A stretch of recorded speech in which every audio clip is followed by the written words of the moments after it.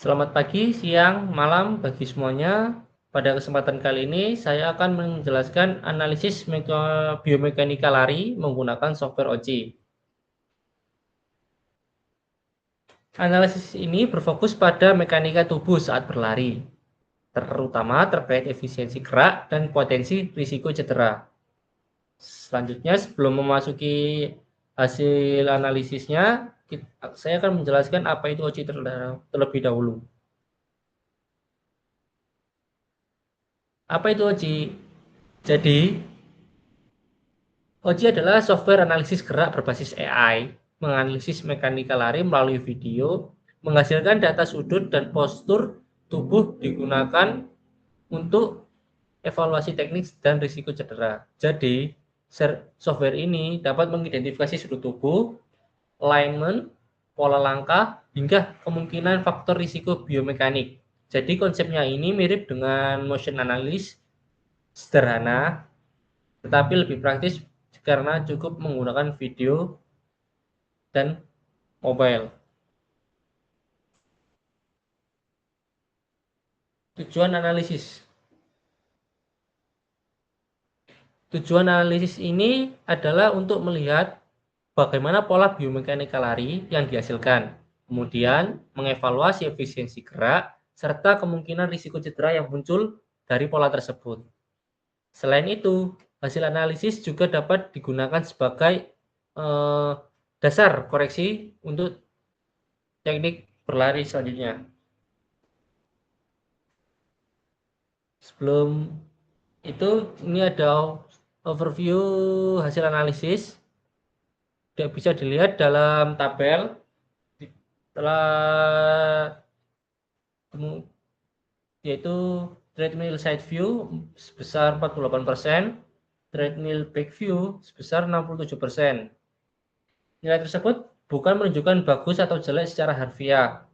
Itu lebih ke indikator kualitas mekanika lari menurut parameter OJI itu sendiri. Software juga mengidentifikasi running style dengan tipe cita. Apa itu tipe cita? Yaitu pola lari dengan frekuensi langkah relatif rendah dan fase stance yang sedang, sehingga gaya populasinya cenderung horizontal. Selanjutnya kita akan membahas hasilnya. Yang pertama yaitu foot strike dan overstride. Pada hasil analisis ini terlihat pola mid foot strike, yaitu lari menggunakan bola-bola kaki dengan moderate overstride dengan angle-nya sebesar 14,22 derajat, yang sedikit lebih di atas range normal yang diberi oleh OJI, yaitu minus 10 derajat hingga 10 derajat. Bisa dilihat di gambar ini sebelah. Overstride terjadi ketika kaki mendarat terlalu jauh di depan center of mass tubuh. Secara biomekanika, kondisi ini dapat meningkatkan braking force sehingga efisiensi propulsi menjadi menurun. Selain itu juga, beban mekanik lebih besar diterima ankle dan calf muscle karena tubuh seperti melakukan pengereman setiap langkah. Selanjutnya yaitu analisis pada bagian lutut. Pada bagian lutut, front knee angle masih termasuk ideal, sehingga cukup baik untuk efisiensi langkah. Bisa dilihat di gambar hijau ini, angle-nya 158 derajat dengan range bagus yang disarankan OJI yaitu 138 hingga 180. Namun, back knee angle terlihat terlalu terbuka, yang menunjukkan amplitude gerakan belakang masih kurang optimal. Yang ini yang merah, angle-nya di 120 derajat. Kemudian terdapat mild adduction pada lutut kiri yang berpotensi mempengaruhi stabilitas alignment antara hip, knee, dan ankle.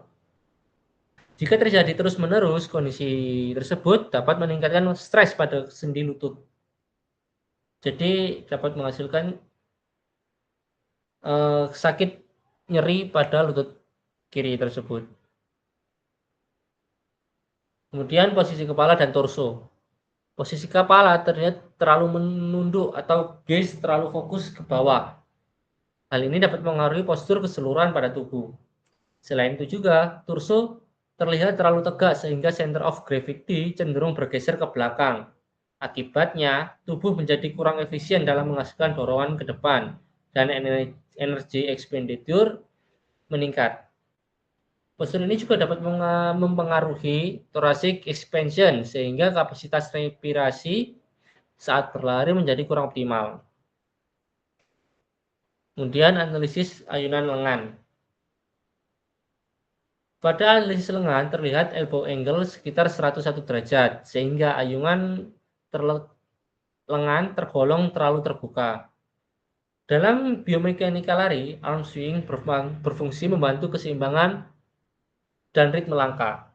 Jika amplitudenya terlalu besar, energi justru banyak terbuang untuk gerakan vertikal dan rotasi yang tidak sempurna, yang tidak diperlukan.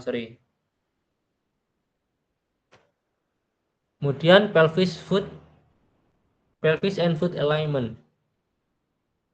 Hasil analisis menunjukkan pelvis alignment sudah cukup baik karena posisi kanan dan kiri relatif seimbang. Kemudian kaki kiri berada posisi netral, sedangkan kaki kanan menunjukkan pronation. Pronation sebenarnya merupakan gerakan normal saat running gait. Namun bila berlebihan atau timing yang tidak tepat dapat meningkatkan risiko cedera seperti shin splint dan plantar fasciitis.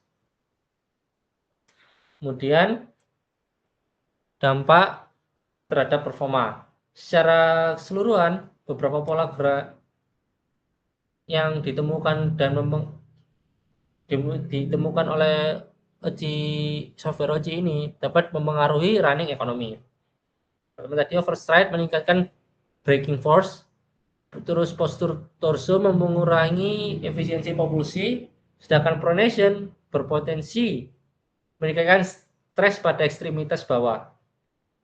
Jika pola ini terus terjadi dalam jangka panjang, maka risiko fatigue dan overuse injury dapat meningkat. Rekomendasi perbaikan. Beberapa rekomendasi yang dapat dilakukan yaitu meningkatkan cadence, melakukan sprint drill, mobility exercise, serta penguatan core dan gluteal muscle. Selain itu ada perbaikan gaze dan sedikit forward lean pada torso dapat membantu meningkatkan efisiensi lari. Kemudian terakhir kesimpulan.